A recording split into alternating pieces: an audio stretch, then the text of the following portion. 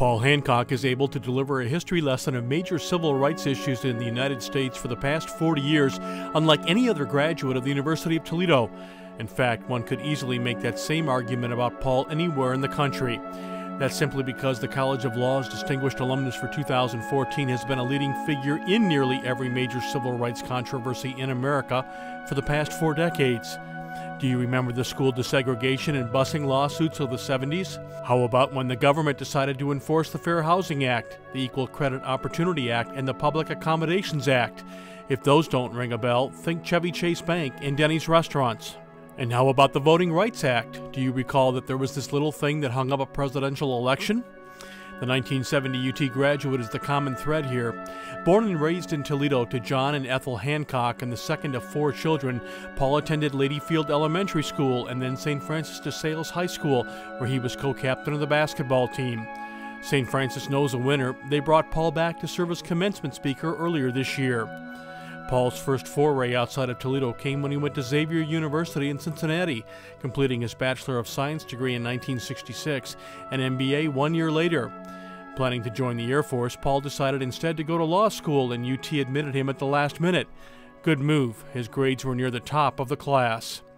Selected as executive editor of the Law Review, he sought a clerkship with the prestigious Toledo law firm after his second year. He was granted an interview but told later that the firm recruited only at national law schools. To put it mildly, Paul was teed off. Instead, he worked at the Legal Aid Society, developing a great interest in civil rights law by working on issues involving the plight of migrant farm workers in Toledo. The Toledo law firm that bypassed Paul? Well, they came back and offered full-time employment after he graduated. And guess what? Paul decided to bypass them. Instead, he accepted an offer under the prestigious U.S. Attorney General Honor Law Graduate Program to work in the Civil Rights Division of the Department of Justice in Washington, D.C. In D.C., Paul immediately began litigating school desegregation lawsuits in Alabama and Tennessee. He was soon promoted and charged with expanding the Department of Justice's effort to enforce the Voting Rights Act through litigation. Paul and his team successfully filed lawsuits to ensure racially fair election plans in many southern areas and to challenge discriminatory districting plans to elect members of Congress. At the Justice Department, Paul was introduced to an honor law graduate from South Dakota. He didn't like Sandra Coleman at first, but she won him over. The pair married at their new home in Virginia in 1994. At the time of their wedding, Paul was 6 years into serving as head of the Civil Rights Division of the Justice Department, and Sandy would soon begin work as a legal advisor to President Bill Clinton. Needless to say, their wedding was the place to be and was attended by Attorney General Janet Reno.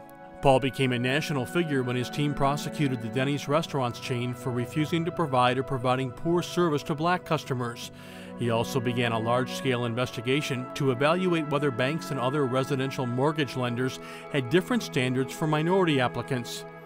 On the lending issue, Attorney General Reno asked Paul to reach out to the lending industry to promote voluntary compliance. When they didn't, Paul's lawsuits forced change. Promoted by Reno to the position of Acting Deputy Assistant Attorney General for Civil Rights in 1997, the highest-ranking career position in the Civil Rights Division, Paul would ironically become even more visible when he retired from the federal government, and he and Sandy moved to Hollywood, Florida, where she was appointed to be a U.S. immigration judge in Miami, and he accepted a position with the Florida Attorney General's office.